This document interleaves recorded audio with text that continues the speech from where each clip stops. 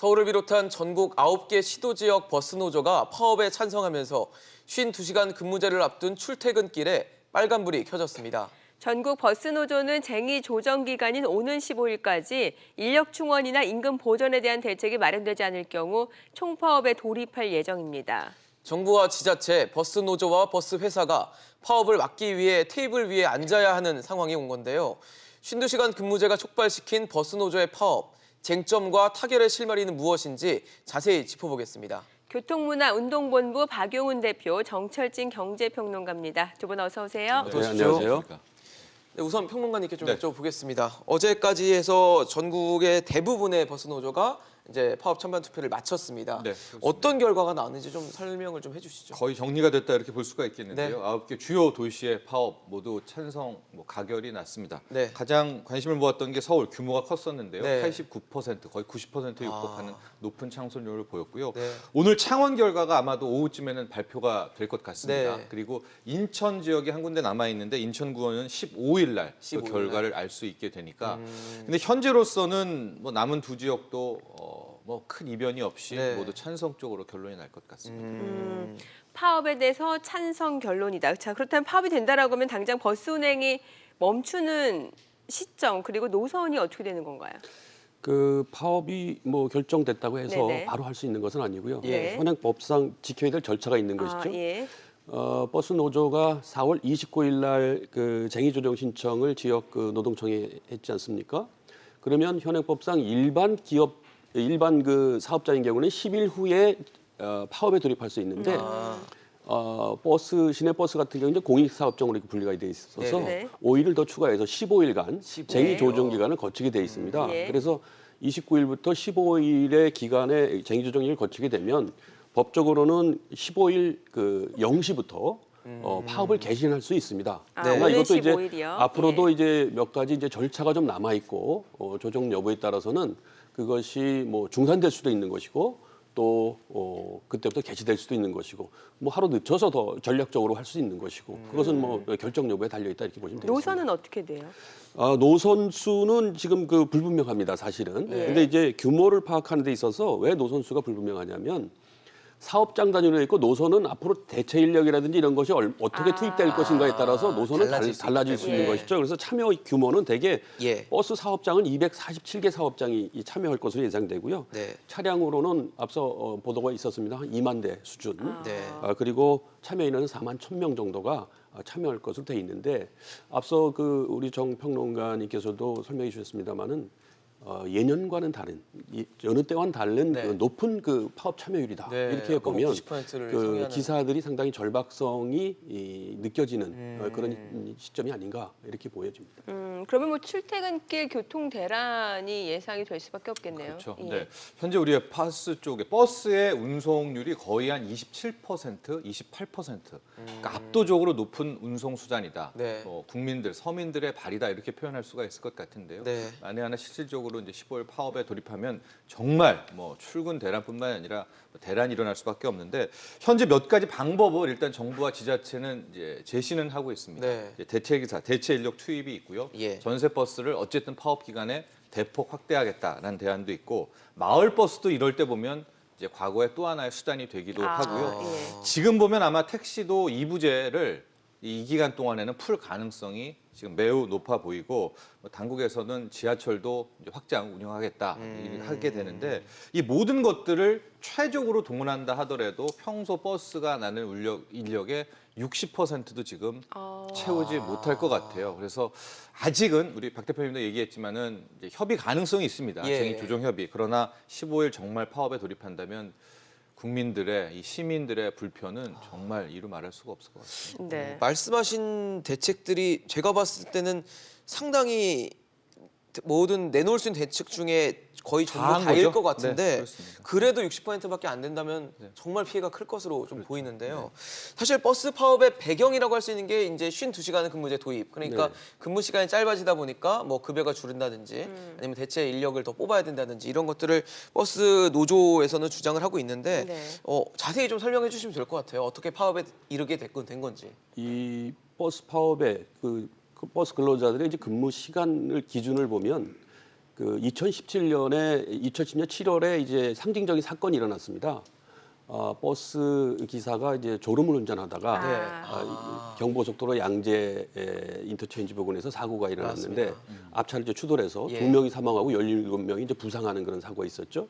그래서 그게 뭐 새삼 새로울 것도 없고 어쩌면 쭉 일어났는데 이때 우리가 이제 다시 한번 되새겨 보는 그런 계기가 됐고 네. 그로 인해서 이제 버스에 대해서는 이 근로 시간을 좀 제한해야 되는 거 아니냐. 그동안 이제 공익사업장으로 돼 있어서 근로기준법상 그 근로시간 제한에 이제 예외를 두었던 것이죠. 근데 이것을 이제 예외 조항에서 이제 제외하다 보니까 법적인 근로시간을 엄격하게 적용하기 시작했고 작년 그 7월부터는 52시간에 돌입하기 전에 68시간이라는 그 잠정적인 그 중간 단계를 시간이 거치게 돼 있었죠. 있던 거죠. 예. 그래서 지금 현재는 버스 기사들이 68시간을 주당 더 이상 운행할 수 없게 이렇게 규정이 돼 있는 겁니다. 네. 근데 과거에는 하루에 최대 근무하는 그 시간이 18시간을 초과하는 경우도 있었는데 68시간으로 제외하다 보니까 지금 현재는 17시간을 초과할 수 없는 그런 상황이 돼 있어요. 네. 그래서 한 달 근무하게 되면 13일을 17시간을 13일을 근무합니다. 그러니까 대개 격일제로 하루 17시간을 근무하고 하루 쉬고 그다음 일하고 하는 이런 체제로 돼 있는 겁니다. 좀 줄긴 했다 하더라도 이것도 좀 가혹한 조건이라고 할 수 있겠죠. 17시간 아침 새벽에 나와서 밤늦게 들어가는 운전을 하시는 그렇게 거니까요, 해야 또. 되는데 그리고 그 다음 날 편히 쉬지 않느냐 이렇게 얘기할 수 있지만 이들이 또 삶이 있는 거 아니겠습니까? 네. 이들도 다 행사도 생활이 있고 그러다 있으니까요. 보면 제대로 된 휴식을 거치지 못하고 또 근무에 투입돼야 되는 그런 상황인데 하루 17시간을 투입하게 되면 어떤 상황이 되냐면 하루 운행 노선에 따라 다르겠습니다만 최악의 경우는 한 4시간 넘는 그런 노선들이 있어요. 한번 돌아오는데 4시간 반을 돌아서 들어오고 한 20분 정도 쉬고 다음 또 배차를 또 가야 되는.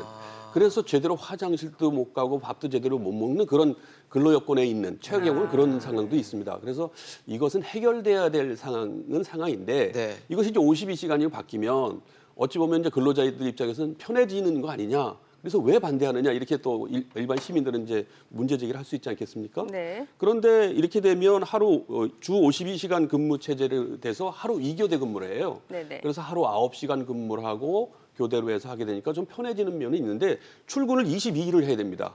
그러니까 13일 출근하는 게 22일 해야 되고 출근 일수가 늘어나네요. 그렇습니다. 반면에 가장 이 사람들이 이번에 이제 절박하게 매달리는 것이 뭐냐면 그동안에 13일을 근무하니까 기본 근무 시간 이외에 9시간을 9시간을 그 연장 수당으로 받게 네. 돼 있는데 네. 그것을 1시간밖에 못 받는 거예요, 매일. 아. 그러니까 급여 차이가 적게는 한 20%, 많게는 한 30% 줄게 되는 거죠. 그러니까 이것에 굉장히 이제 현실적인 어려움이 있기 때문에 아마 파업 참여율도 그래서 상당히 높게 나왔지 않았냐 이렇게 보는 거죠. 뭐 사실 지금 말씀해 주신 대로 주 52시간 근무제로 줄어들게 되면은 당장 인력이 또 필요할 수밖에 없는데 인력은 없는 상황이고 말씀해 주신 대로 임금 자체는 줄어들게 되고 이게 지금 버스 기사들이 강하게 반발하는 부분인 것 같아요. 그렇죠. 예, 노조 측도 크게 두 가지입니다. 임금 부분, 그다음에 인력 충원 예. 부분인데요. 네. 임금부터 먼저 말씀드리면은 현재 이게 월급 체계가 우리 이제 기사분들 우리의 뭐 전통적인 체계인데 기본급의 비중이 굉장히 적습니다. 전체 급여에서요? 예, 49%고 지금까지 관행이 거의 이제 수당으로 예, 상여 뭐 이렇게 채워졌기 때문에 실질적으로 52시간이 적용이 돼가지고 그 수당 부분, 그 연장 근로수당 수당 부분이 깎이게 되면 글쎄 뭐 지역에 따라서 다르지만은 60만 원에서 월급 기준입니다. 많게는 110만 원이 깎이게 되는 이제 그런 지역도 있거든요. 적지 않네요. 예, 적지 않습니다. 이러면은 거의 생활이 불가능하죠. 가장이기 네. 때문에. 그래서 임금 부분을 얘기를 하고 있고 인력 충원 같은 경우에도 노조 측도 강력하게 얘기하는 것이 이제 1일 2교대를 해야 되는데 현재 거의 인력이 부족한 상황입니다. 또 하나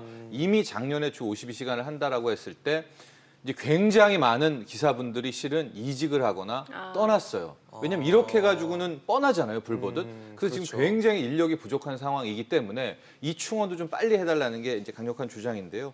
인력 충원 부분도 정말 급하게 할 부분이 4,000명. 네. 제대로 52시간까지 적용하려고 하면 지금 17,000명을 17,000명. 예, 오는 7월까지 채워야 되는데 이 인력도 현재 지금 없습니다. 어디서 구할 네. 수도 없는 이제 그런 그러네요. 상황이 돼버렸죠. 사실상 불가능합니다. 그렇네요. 왜냐하면 진짜. 이거 신규로 뭐 운전면허 취득해서 바로 투입할 수 있는 게 아니잖아요. 그렇죠. 이게 버스가 대중교통 뭐 승용차도 사실 안 예. 쓰고 전문 버스라는 전문 기사가 차량이기 투입돼야 되는 때문에. 부분이기 때문에 그렇습니다. 네. 예, 알겠습니다. 지금 이쯤을 해서 저희가 버스 기사 노조 쪽 연결을 해서 앞으로 파업의 방향 또 협상의 조건을 자세히 들어보는 시간 마련하겠습니다.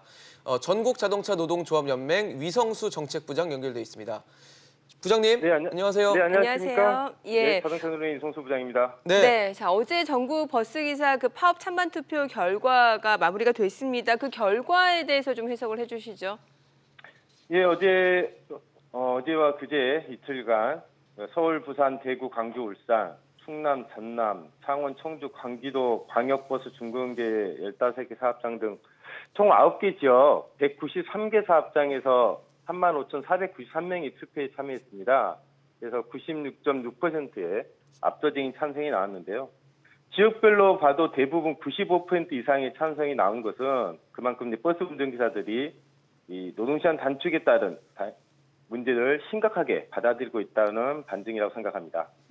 네. 그렇다면 저희가 사실 걱정하는 거는 다음 주 수요일이죠. 15일부터 정말 파업을 한다고 알고 있으면 되는 건가요? 예, 맞습니다. 저희가 14일까지 조정 기간이기 때문에 네. 모든 지역이 14일 날 최종 조정 회의를 앞두고 있습니다. 저희는 이제 마지막 조정 회의에서까지 교섭에 최선을 다해서 임한다는 입장인데요. 14일 밤까지 사용자와 정부가 합리적 대안을 제시하지 않는다라면 18일 총파업은 좀 불가피한 상황이다라고 생각합니다. 네. 자, 그러면 주 52시간 근로제가 본격적으로 시행되면 구체적으로 버스 기사들에게 어떤 문제, 어떤 어려움이 생긴다라고 보시는 겁니까? 크게 쟁점은 세 가지인데요. 네. 노동시간 단축에 따른 임금 감소 문제, 그다음에 네. 15,000명에 달하는 인력 충원, 그리고 버스 산업 정상화를 위한 중앙정부의 재정 지원 이렇게 세 가지입니다. 그러니까 서울이나 부산 등 특별시, 광역시 같은 경우도 일일 9시간씩 근무를 하지만 이번엔 주 52시간이 도입되면 보통 15만 원에서 30만 원 정도의 임금이 감소하고요. 가장 심각한 게 이제 경기도 같은 광역 도시들은 이 기형적인 임금 구조 때문에 60에서 110만 원까지 줄어들게 됩니다. 그러니까 버스 운전기사들이 전국 평균 임금이 약 340만 원인데요. 이 정도 임금 감소가 발생한다라면 이분들이 계속적으로 일터에 남을 수 있나라는 우려가 있습니다.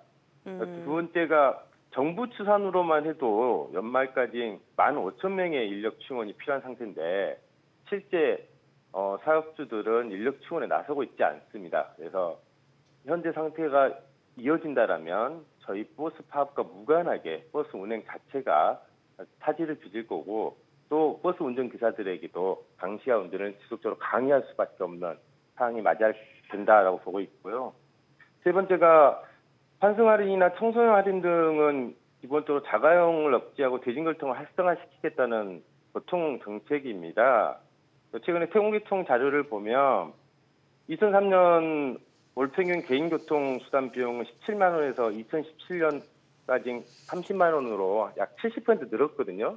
근데 그 기간 동안 대중교통 사용 비용은 7만 원에서 5만 7천 원으로 약 18% 감소했습니다. 네. 바로 대중교통 환승 할인의 결과이거든요. 근데 이러한 환승 할인에 대해서 정부가 어떤 지원책도 내놓지 않은 상태에서 이 비용을 버스 노사와 지자체한테 전가하고 있는 겁니다. 그래서 이제는 중앙정부가 이에 대해서 재정적 책임을 져야지만이 버스 중공제 도입 등 교통체계 개편을 이어갈 수 있다고 생각합니다. 네.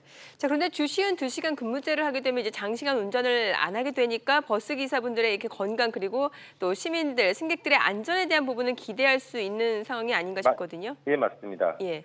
노동시간 단축의 이유가 이 노선버스의 장시간 운전이 결국은 졸음운전으로 이어져서 대형 네. 교통사고가 빈번하게 발생했기 때문입니다.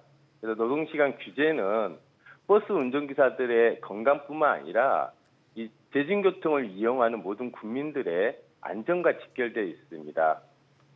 그래서 저희는 노동시간 단축에 관련돼서 버스 운전에 대해서는 다른 업종보다 노동시간에 대한 규제가 강화돼야 한다는 입장입니다. 지금 네. 말씀하시는 인력 문제라든지 그다음에 급여 문제라든지 이런 것들은 사실 버스 회사랑 이렇게 협의를 해야 되는 부분 아닌가 싶거든요.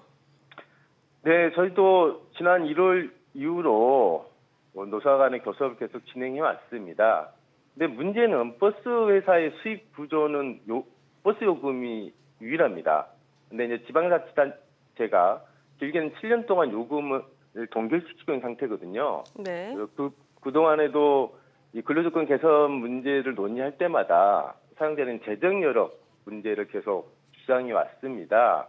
그리고 요금을 계속 동결시켜왔던 지방자치단체도 이에 대해서 일부 재정 지원을 하지만 지속적으로 부담이 커져갔던 거고요. 특히나 노동시간 단축에 의해서 대단히 인력 충원이 필요한 상태에서 좀 어려움을 호소하고 있는 건 맞습니다. 그래서 저희는 현재 노동시간 단축이라고 하는 게 앞서 말씀드린 것처럼 교통안전 측면, 그리고 대중교통 활성화라는 측면을 위해서 시행되는 것이기 때문에 이 부분에 대해서 이제 국가가 행정적으로, 재정적으로 지원을 해야지만이 네. 이 공정한 분배, 공정한 사회로 가는 기틀이 마련될 수 있다라고 보는 겁니다.